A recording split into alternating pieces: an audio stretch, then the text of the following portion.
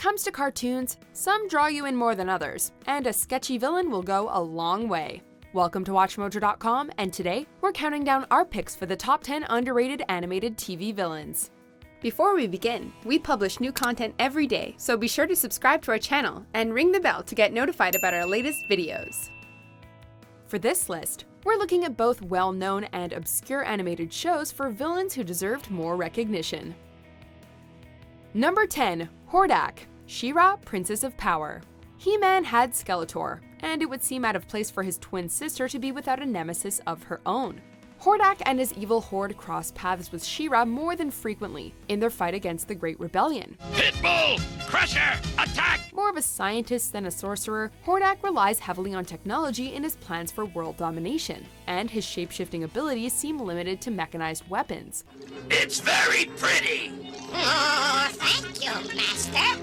So I hate it! More than just a simple carbon copy of Skeletor, Hordak is a foe with a greater position of power and a more ruthless imposition on Etheria's citizens, making him a more intimidating foe than Skeletor. No, this can't be! It seems that your science is no more effective than my magic.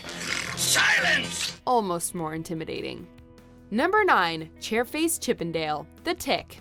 A genius example of poking fun at the deformed villain trope, Chairface Chippendale is a crazy enough character to throw into this silly superhero spoof. Having been born with the unfortunate condition of having a chair for a face, the bitter young man was turned into a crazed criminal mastermind following a life of teasing. It's just what I need to complete my super weapon. Now I ask you, is that a birthday present or what? His first encounter with the Tick saw him attempt to burn his name into the moon, and he's been a recurring foe ever since. With the tremendous sword skills and the smooth yet sinister voice of Tony Jay as the icing on the cake, Chippendale is an entertaining adversary with a face anyone would be happy to sit on. The party's over, Chairface! Would you people stop saying that? Especially when the fun is just beginning.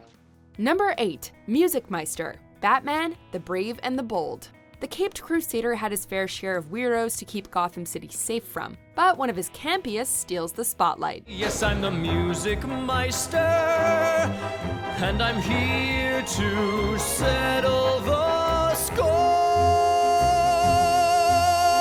Like a more twisted version of the Pied Piper of Hamelin, the Music Meister possesses a unique form of hypnosis that causes his victims to sing and dance against their will, becoming a chorus line of slaves as long as they're able to hear his voice. Because your wills belong to me, and now, my friends, you have the chance to show Batman how well you dance! This comes in handy when this sinister singer decides to take on the Justice League. And yes, that's Tony winner Neil Patrick Harris providing the villain's vibrant vocals. It's a performance that warrants a standing ovation and will leave you wanting an encore. Drives us bats, world's greatest detective. Drives us bats, Foiling every evil scheme! he really drives us bats. Number 7. Principal Scudworth, Clone High. The last thing a high school of cloned historical figures needs is a delusional and incompetent principal. And yet here we are. Ha! Ha! Ha! You chose me! Scudworth is not so secret in his plot to use the clones he created for his own nefarious desires. Little do they know, I control them. The greatest minds the world has ever known. For what is more powerful than a high school principal? An extreme narcissist, he's shown to be easily offended and in possession of a fiery temper with a short fuse, something that the clones exploit to no end. Scudworth has very few friends, and his closest companion is his loyal robot butler, Mr. B. You're the evil principal of a high school populated by teenage clones of historical figures. A clone high school? Oh, what a cute idea! Much of the show's humor comes from his vain attempts to abuse his power, and subsequently answering to his superiors when they inevitably backfire. Number 6. Toad Air Marshal, Bucky O'Hare and the Toad Wars. The commander of the villainous Toad Empire's military forces, the Air Marshal is Bucky O'Hare's long-running enemy in an intergalactic war raging between factions of sapient animals. So the stinking little hairballs have raised a fleet, have they? I'll crush them The Air Marshal answers directly to Complex, the sentient AI that has brainwashed the Toad Empire into doing its dark bidding through the use of televised suggestion. I've got him! I've got Mario here! Despite the short-tempered amphibian's persistence in antagonizing him, O'Hare does not view the Air Marshal in the same adversarial light, and frequently makes quick work of the Toad's naval forces. But it's his mission to bring down Complex Reign of Terror that keeps the show hopping along. It isn't fair! He was my slave! Mine! Number 5. Bloth, the Pirates of Dark Water. I took my eye off him for but a moment. And a moment is all you've left to live. No! The fierce captain of the Maelstrom, Bloth is one of Prince Ren's greatest obstacles in locating the legendary 13 treasures of Rule and using their power to save his world from devastation. Bloth seeks the treasures for himself and uses all of the pirates at his disposal to slow Ren down. Twist my soul.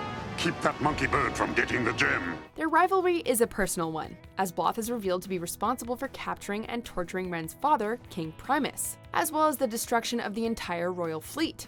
Vicious and unrelenting in his pillaging, Bloth is a frightening hurdle for Ren and his crew to overcome. Good work, Mantis. The scouts forced our friends and their treasure right into our little trap. Number 4. Abraham Kane, Motor City. The evil billionaire founder and CEO of Kane Co., Abraham Kane was the mastermind behind the construction of Detroit Deluxe, a technological metropolis built over the old city. Do you know what it took for me to get where I am? I don't know, sir.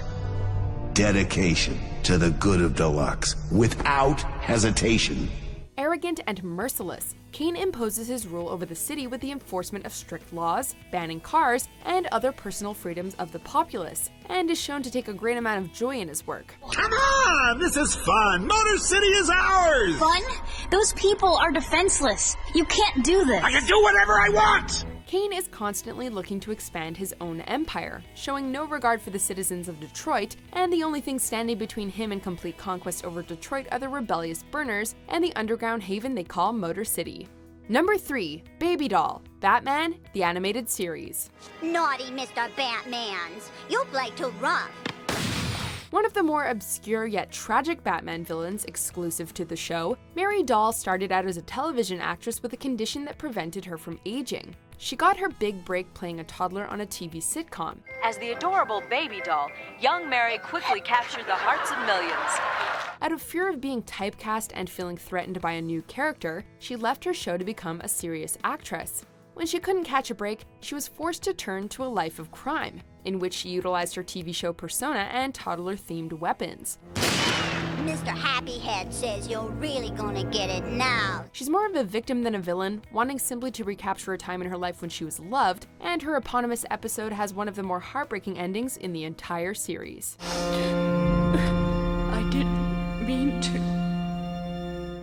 Number 2. David Xanatos, Gargoyles. In stark contrast to the more emotional villains who have encountered the Gargoyles, David Xanatos is rational and level-headed, and subsequently more dangerous. It's alive! Alive! I've always wanted to say that. Xanatos has no desires for world domination and shows little malice towards the Gargoyles. Instead, he's obsessed with finding the secret to immortality for himself and his wife and son, and frequently manages to form an uneasy alliance with Goliath's clan to further this aim. Goliath just saved the world. More important, he saved my son.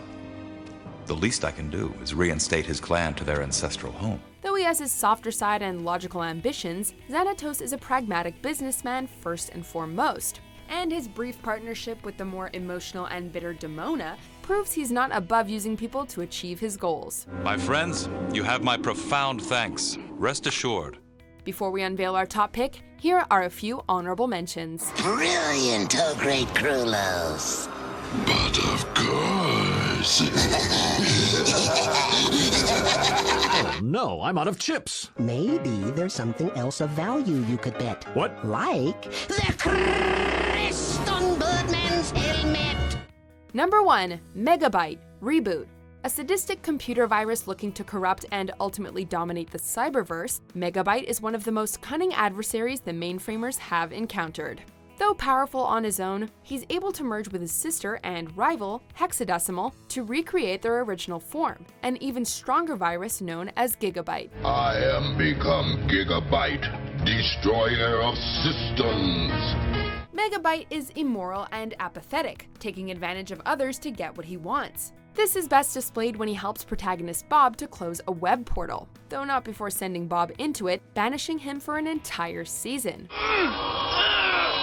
Megabyte! You won't get away with this! No time to talk now, Bob.